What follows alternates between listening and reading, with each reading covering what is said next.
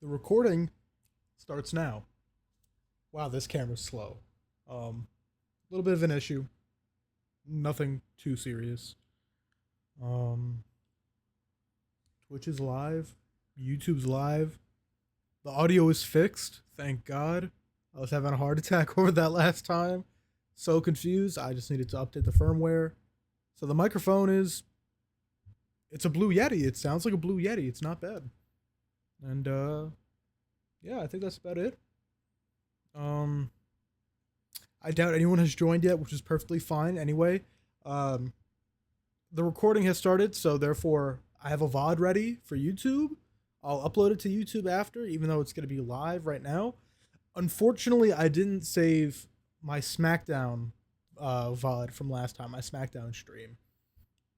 Or I take that back, my Raw stream. My Raw stream's audio was messed up and I did not save it. Rookie mistake on my part. That's just how it is, I guess. Like, what are you going to do about it, I guess?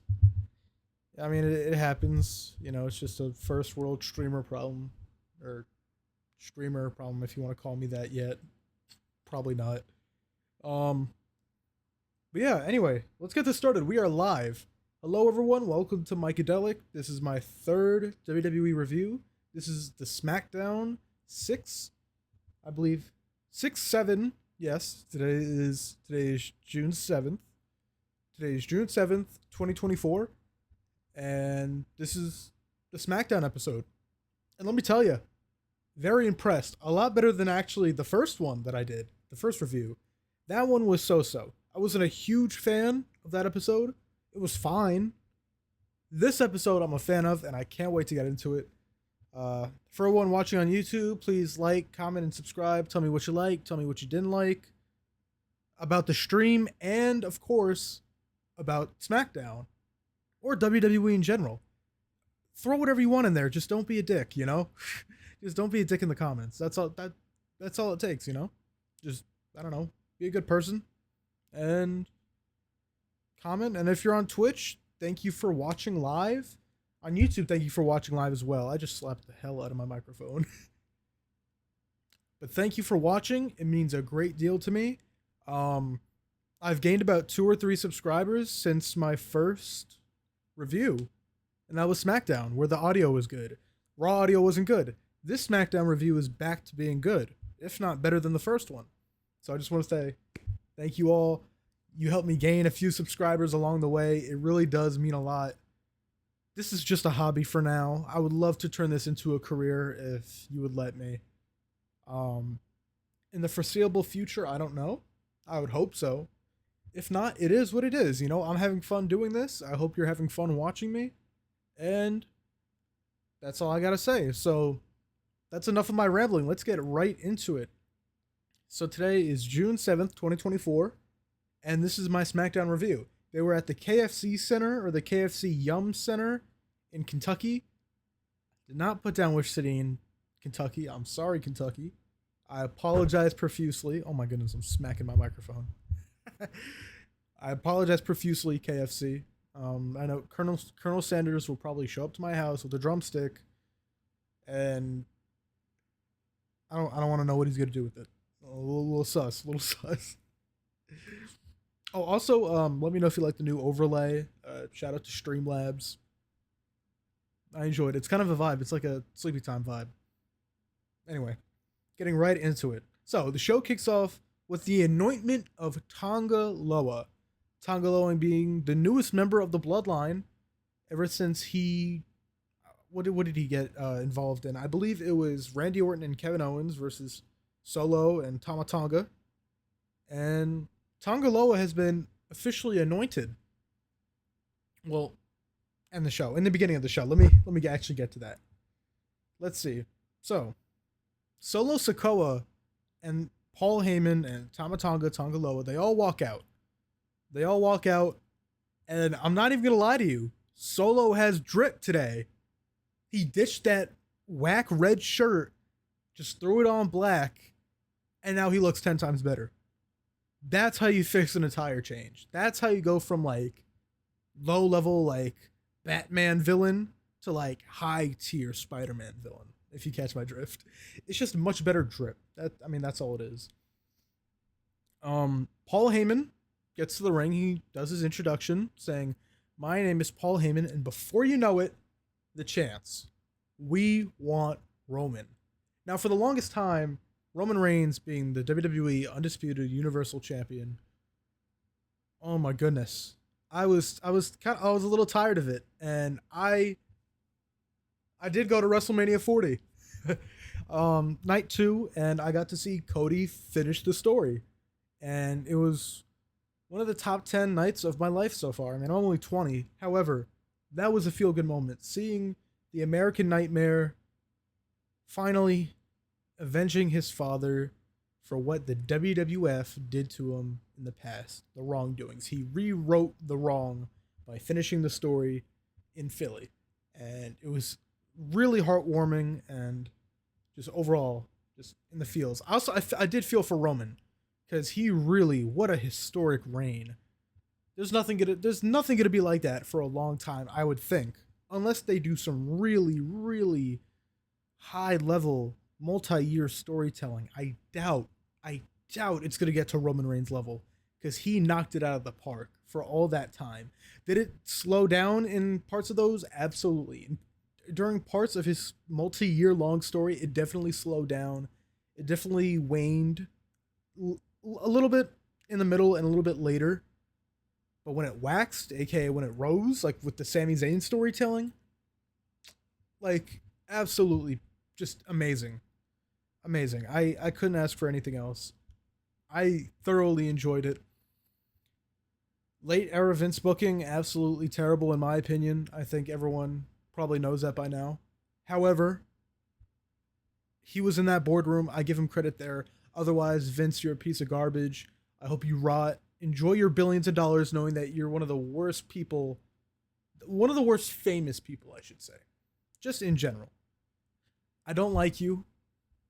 Not that you're watching this or even care. Screw you, Vince. Anyway, let's get down to it. So Paul Heyman says he must set the record straight. Until Roman Reigns comes back, Solo Sikoa sits at the head of the table. It is confirmed. Solo Sikoa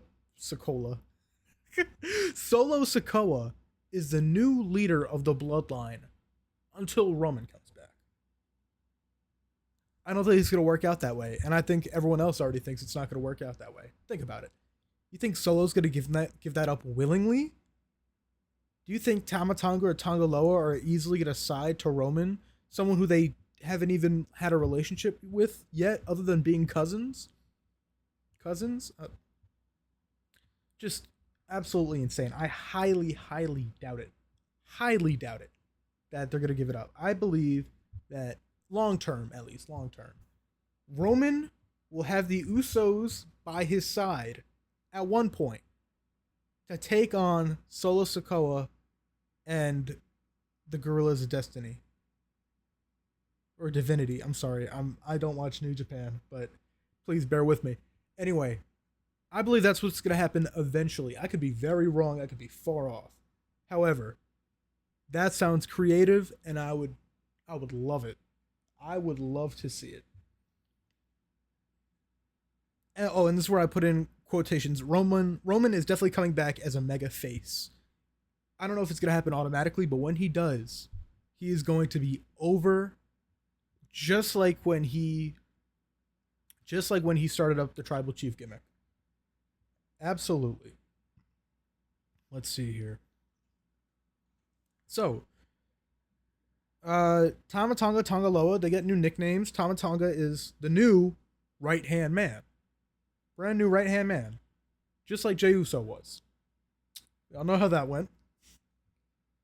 And then we get the nickname of infamous Tonga Loa. Okay. I'm not a huge fan. I hope they just don't throw them in quotations like Big Bronson Reed, or I find that cringe, but that's just me.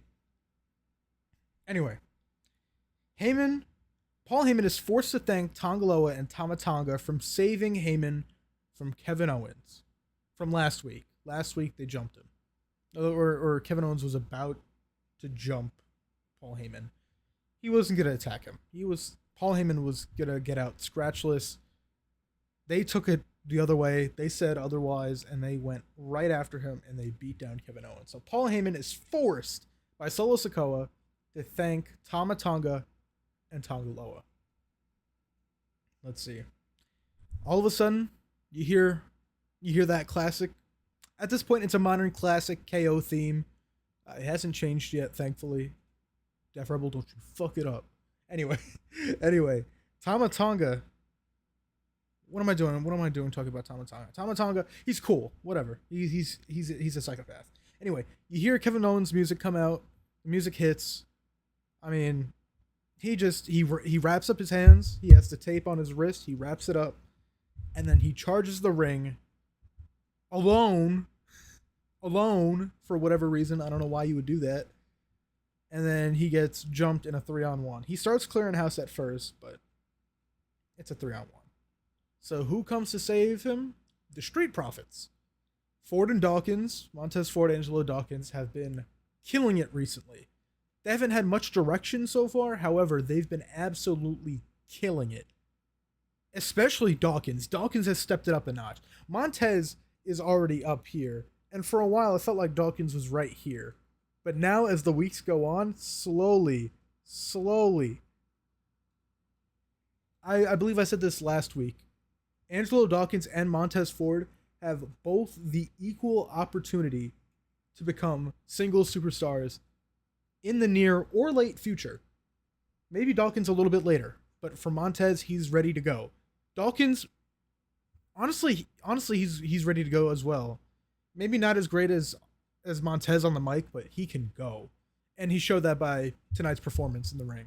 But we'll get to that later.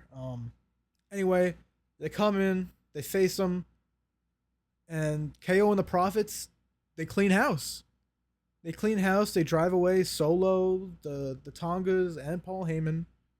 Paul Heyman having an anxiety attack as usual, because that's what Paul Heyman does. And that's it for that segment. I mean, enjoyable. I mean, I think we know where this is going. We'll probably get KO versus Solo, and then Guerrillas of Destiny, I believe that's their name, or their New Japan name, versus the Profits. Maybe at Clash, maybe on SmackDown, in Glasgow. We'll see. Glasgow. I'm sorry if I'm butchering this pronunciation. I should know this. I'm part Scottish and Irish and English, but that's besides the point. Anyway, so after that, they go to the commercial. They come back to Sola irate with Heyman, saying, "Go get me a 6-man tag match tonight with the Bloodline versus KO and the Profits." And later in the show, we find out it's confirmed. But it's confirmed. Anyway, here comes the entrance of Bianca and Jade. Bianca Belair and Jade Cargill, women's tag team champions. And tonight they were facing Candice LeRae and Indy Hartwell. Bianca Belair and Jade Cargill have looked absolutely fantastic out in the ring. Their aura is off the charts, especially with Jade. I mean, Bianca's had it, but Jade's, although new to WWE, it's still there. And it's absolutely amazing how fast the fans have taken to Jade Cargill. Because she really is like that. Just aura. Anyway, Indy and Candice come out, and I feel negative aura. I feel like they balanced out to just being neutral, and it's sad. Indy Hartwell has never really had the look or the aura, in my opinion. I think she's okay in the ring for what she does. And I just feel terrible for Candice LeRae, because Candice LeRae on the independent scene was an absolute monster. Casually fighting Cedric Alexander, taking lumbar checks like it was nothing. Like it was But I'm feeling negative aura because they're like, "Oh, we're going to make you the generic heel." Like there's nothing that interests me about Candice LeRae right now. Nothing. The Way, I highly doubt seeing The Way, considering DIY is face. Shiiy, which is Candice and Indy. I call them Shiiy. They are heels. They're definitely heels. And then Austin Theory aiming to be a babyface soon. We'll get to that soon. But anyway, as the match just starts, they lock up Isla Dawn, Alba Fire, Zoe Starks, and Shayna Baszler. All four of them make their way to the ring. And it seems like Isla Dawn finally got a tan. Thank God. Isla, I love you. I love your in-ring work. Isla, very, very slept on. Very, very good looking, of course, but wow. She got a tan, which shocked me. And Zoe, Shayna, they're out there. Shayna and Zoe are looking like a better women's tag team by the week. It's just their shoot style, MMA background, like everything about it fits. It feels like Ronda and Shayna again, except it's Shayna and Zoe. Except this time, it's not as obnoxious because Ronda isn't running her mouth. Shout out to Ronda though; she did a good job for what she did. However, I didn't like it because all she did was run her mouth. I'm just talking about promo wise too. I'm not talking about outside the ring stuff, but like, just Ronda, I never got it. And Ronda Rousey's first run with the company, I enjoyed. When she came back, I was just like, just took a nosedive for me. That's how I feel. Anyway, right after locking up, Bianca hits Candice LeRae with a standing moonsault. Candice is able to tag in Indy and clocks Bianca with a clothesline. It looked hella stiff. I hope Indy didn't get in trouble for that because she really stiffed her with a clothesline. It was across the chest, but still, it looked heavy, heavy hitting. Anyway. And then hits a tag assisted splash with Candice. Indy picks up Candice with a glam slam and then slams her on to Bianca. And then we go to commercial. After commercial, Indy and Candice hold control until Jade is hot tagged and mows through Shiiy. Absolutely clocks both of them, runs right through them. Candice saves Indy from a pin from Jade. And then obviously Candice LeRae gets booted out of the ring by Bianca. And then Indy gets comboed with Bianca and Jade's tag finisher, which is that is it the code breaker into the German? It's something around those lines. It looks good. I can't hate on it. It looks like a cool move. Anyway, the women's tag champs, without a surprise at all, they win. They made Indy Hartwell eat a turnbuckle and then hit her with the move for the match. So then after the match, at ringside, Alba Fire and Isla Dawn, they clear the tag champs, and then they meet Zoe Stark and Baszler in the ring. They fight. I was expecting them to form an alliance for now, but no, they get right into it. They fight.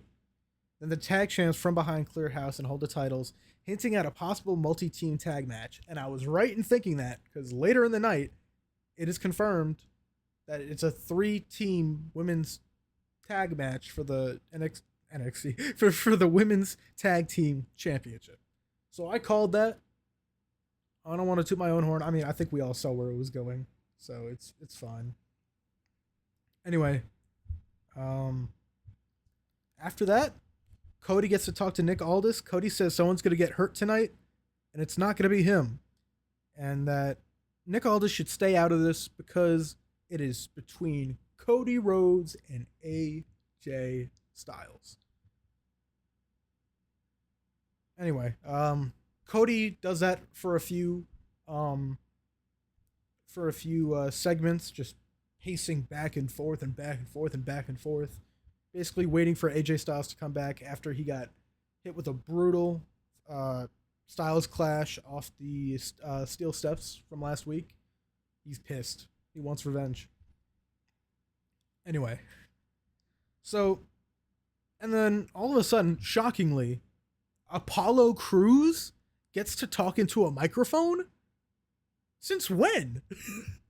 No, you want to talk about talent. You talk about Apollo Crews. That's someone who they gave him a little push during the pandemic era, made him full-blooded Nigerian, and then had Commander Aziz with him, and bad times, bad times. Look, Apollo Crews was Intercontinental Champion. Crazy to think about. And you know what? The gimmick didn't fit him, but Apollo Crews being Apollo Crews, that's what I like about him. Just strong, pretty bland baby face, but he can talk into a mic. And he was supposed to be fighting Garza, which also confused me. I'm like, he's getting a singles match on TV? And that's where it happened. Legado del Fantasma jumps Apollo backstage. And that's it. And Nick Aldis was there. And obviously when Legado left, LA Knight pulled up with extra hair gel in his hair, asking where Logan Paul is. Nick Aldis appropriately replies by showing Logan Paul in this Tetris tournament. Since when was he in a Tetris tournament? I don't know. I don't follow Logan Paul, so I wouldn't be able to tell you.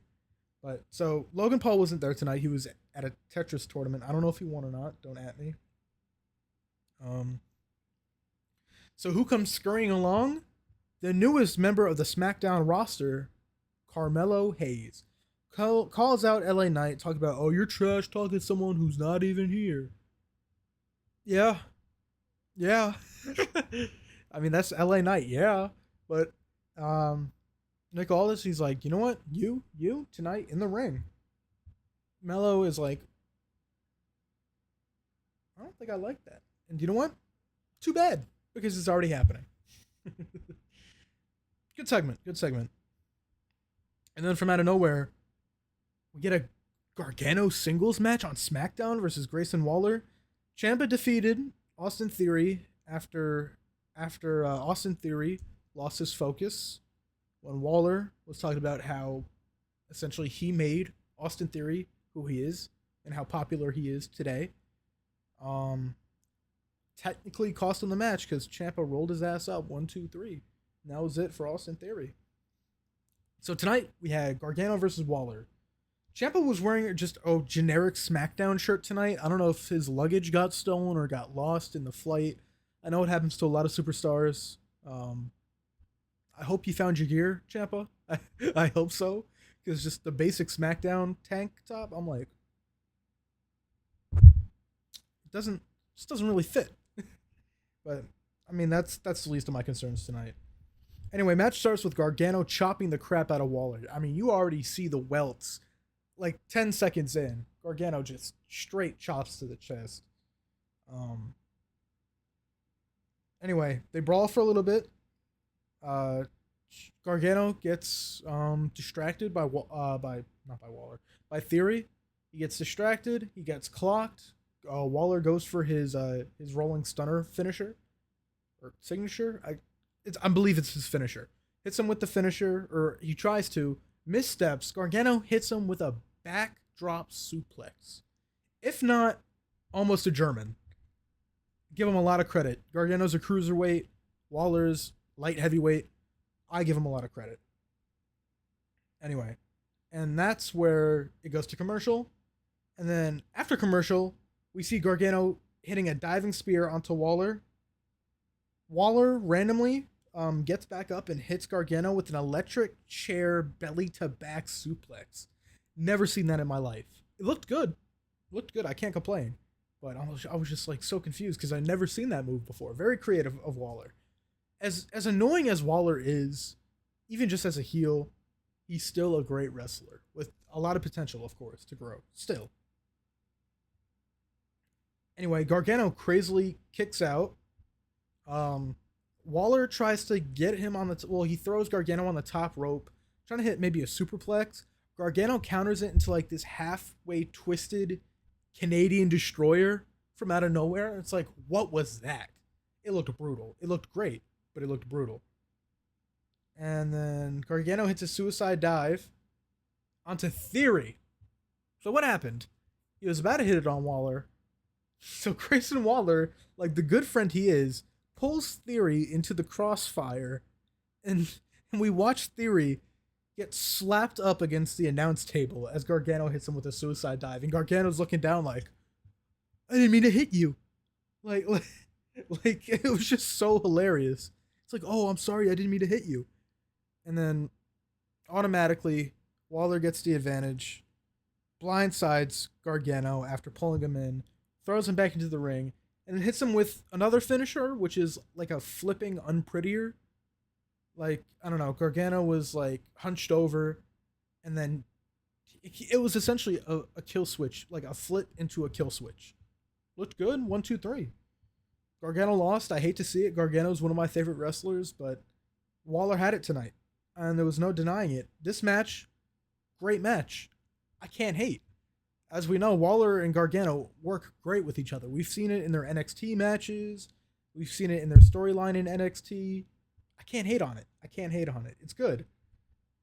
This is leading to DIY going on the Grayson Waller effect. Next Sunday. What am I talking about? Not next Sunday. Next Friday, I should say. Yes, next Friday.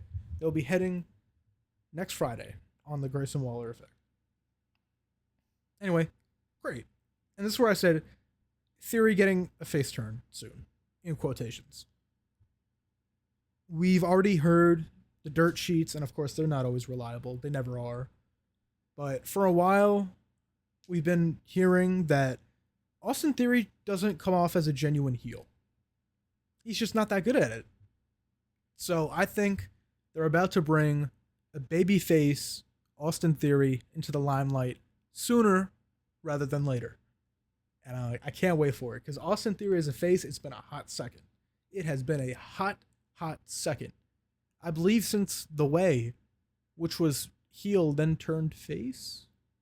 It was a weird time. Pandemic era was a weird time.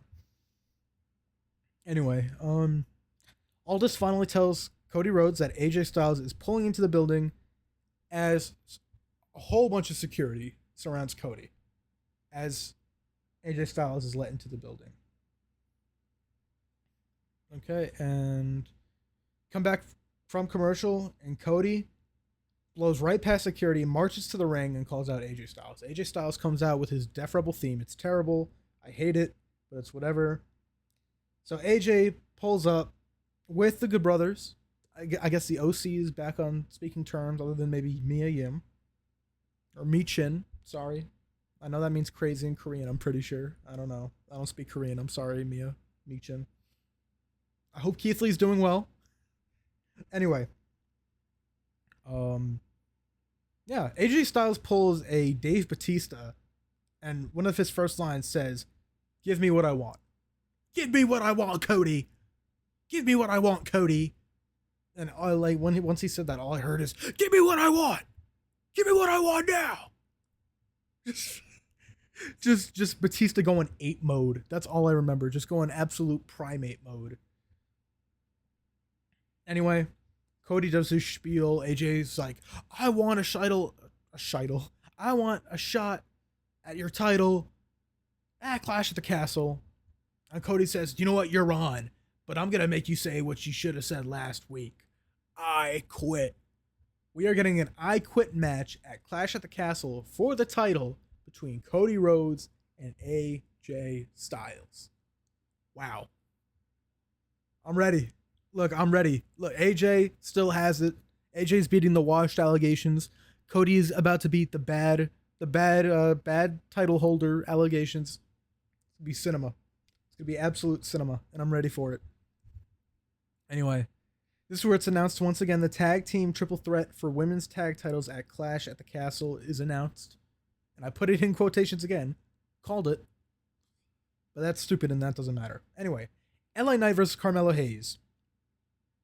I mean, they get to the ring, and just right off the bat, Melo wails on LA, almost getting DQ'd off rip, getting to the count of 4 in the corner. LA Knight shrugs off the Irish whip Melo sends at him and gets thrown to the outside.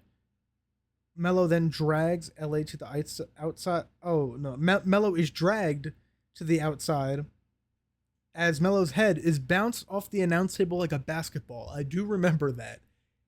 LA Knight, I mean, he's been doing it on the live circuit against Solo Sikoa before Solo became the head of the table, apparently. he would just bounce his head off the announce table saying, yeah. And that's what he did to Melo tonight. I mean, it was cool. It looked brutal. And LA Knight then slams Melo's back off the announce table as we go to commercial. After commercial, Knight and Hayes trade blows as Melo gets overconfident and runs into a clothesline. Huge clothesline. And then he retreats to the corner where LA Knight gives him those yeah boots, essentially stomping a mud hole, but just saying yeah after each kick. Look, it pops the crowd and it doesn't look bad, so I'm not mad at it. As Melo is in a daze, Melo somehow recovers quick enough to hit a super kick and then a spinning hurricanrana. Like if you remember the Sin Cara tilt-a-whirl armbar, he did hit a tilt-a-whirl. Melo hit a tilt-a-whirl face buster or something. It's hard to describe, honestly. It was cool looking. Anyway, get a mean chop from Melo. Knight shrugs it off. He returns the favor and chops him to the ground. He misses the Megastar elbow. LA Knight in trade blows once again as Knight hits Melo with a power slam. Then the Megastar elbow connects. He sets him up for the BFT. Melo then fails at rolling him up after a failed BFT.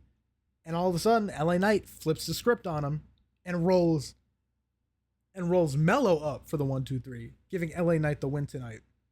LA Knight not very happy. Anyway, LA Knight said, if you're not going to come to SmackDown, I'll bring the SmackDown to you. Whatever that means.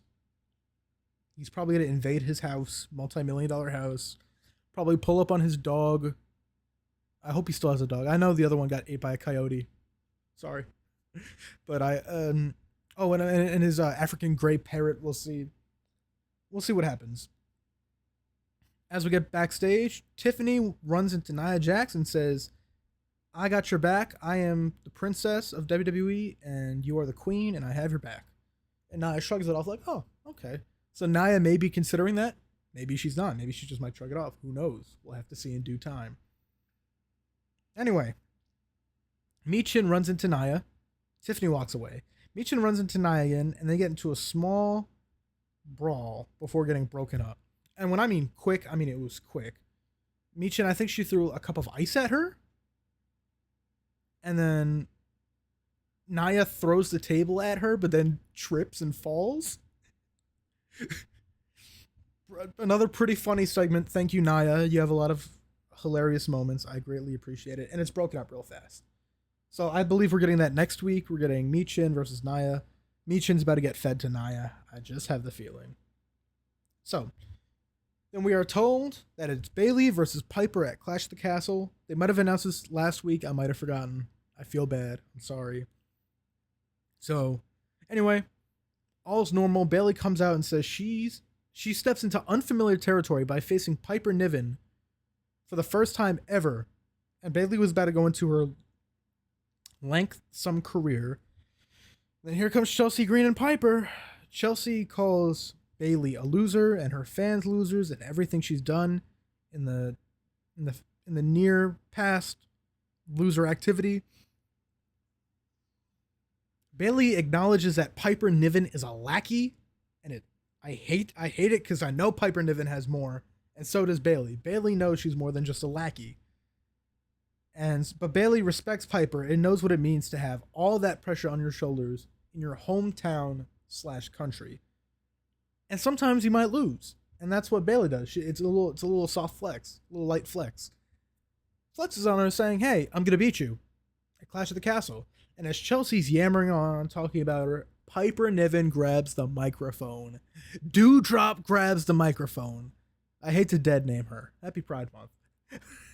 I hate to dead name her. But Piper Niven finally gets the mic. And Piper talks a little shit. And honestly, a great women's wrestler promo. Like, I haven't seen one this good since maybe, I don't know, Jade Cargill's introduction. It's crazy. It was crazy. It was short, but it was crazy good. Because Piper let everything off her chest. And Bayley was like, I know what it means to be you. I know what I know. And then Piper says, you don't know what it means to be me. And it's like, Scottish accent is strong. I mean, it's clear as day. Piper calls herself a trailblazer, fighting everywhere: Europe, Mexico, Japan. She's done it all on the indies as Piper Niven, plain and simple. Europe, like I said, Europe, Japan, Mexico, possibly South America. You never know. The wrestlers go everywhere. And essentially, Piper says, I've been in the WWE system since 2018, and I believe that's true because she started out on NXT UK, and then she's only clawed her way from the top. She didn't mention the whole Eva Marie lackey dewdrop thing, thank God, because what a terrible time in booking history. Vince, what were you thinking? Anyway, as we keep moving on, she still says, you know nothing about me, Bayley. Essentially, she keeps going, and Piper says she's been doing this since 2008. She's like, I've been stepping in those ropes between you even had the dream of it. And I'm like, ooh. Good promo work from Piper Niven. Give me more. Give me more. I don't want to hear Chelsea Green. Chelsea Green's kind of corny. Funny, but kind of corny. Anyway, that's the end of the segment as Piper and Chelsea walk off with Piper's music hitting, which means Piper got the upper hand in that promo, and she absolutely did. We get a pre-recorded video from Logan Paul talking shit from LA, from Los Angeles to LA Knight. A few Logan Paul things that Logan Paul says is, take off the Temu sunglasses, you're nothing but a catchphrase and a denim jacket, and I'm going to send you back to the mid-card where you belong. Wow, great way of keeping kayfabe, Logan. It's dead, but whatever, it's fine. Good promo work from Logan. He knows how to trash talk. It's simple. It's corny, but he's good at it. I give him that. Anyway, Naomi in a fruit roll-up outfit. I'm sorry, it looked like a fruit roll-up. I had to put that in there. Challenges Chelsea Green to a match next week, and all disapproves. And that's that. It was quick and simple, painless. And just like that, we are into our main event of the Bloodline versus KO and the Profits. Beginning of the match, Angelo Dawkins lets out a vicious attack against Tama Tonga. Ford tags in, hits rapid shoulder checks into the corner. Tama Tonga counters, tags in Tonga Loa. Senton tags out. Solo wipes Ford off the apron and sweeps his leg. I just rapid fired that. And then they go to commercial. After commercial, Solo hits a Samoan drop on Ford. KO and Dawkins rally the crowd. Meanwhile, Ford is struggling in the ring. It didn't really help him out at all. Solo tags in Tonga Loa. Loa hits Ford with a slam and a running seated clothesline. That looked good. It looked nasty. Anyway, Tama Tonga yeets himself out the ring. I just had to throw in yeet because, of course, after running like a madman, he tried running the ropes like Braun Breaker, and he just slid out like an idiot. It was pretty funny. But that's his whole thing. He's like the rabid coyote jackal of the group, I guess.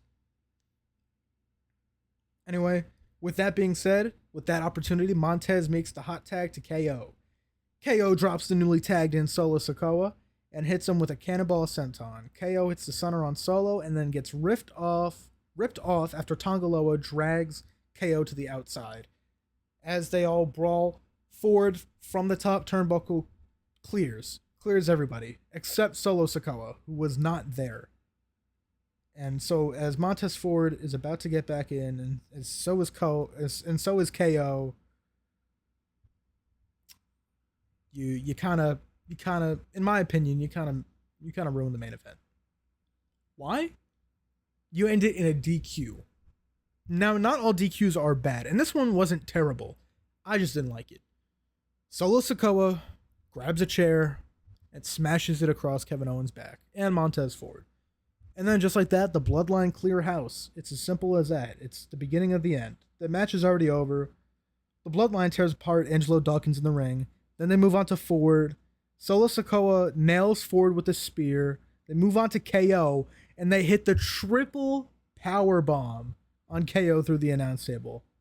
The Bloodline throws up the ones as SmackDown goes off air. What a show. I'm impressed. It's already a major improvement from last week's SmackDown. Maybe it's because I have a little bit more energy. Who knows? But overall, a good showing. A good show. Look, the Paul Levesque booking is there, and I'm loving it.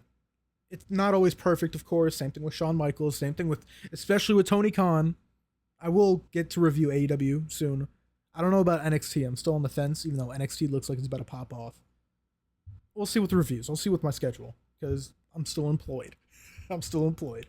But after all, I'm excited. I'm excited for Raw. I'm excited for Clash next week. I'm pumped. I mean, there's no way around it. I'm excited. And I hope you are too. Anyway, we're about to hit 41-minute mark.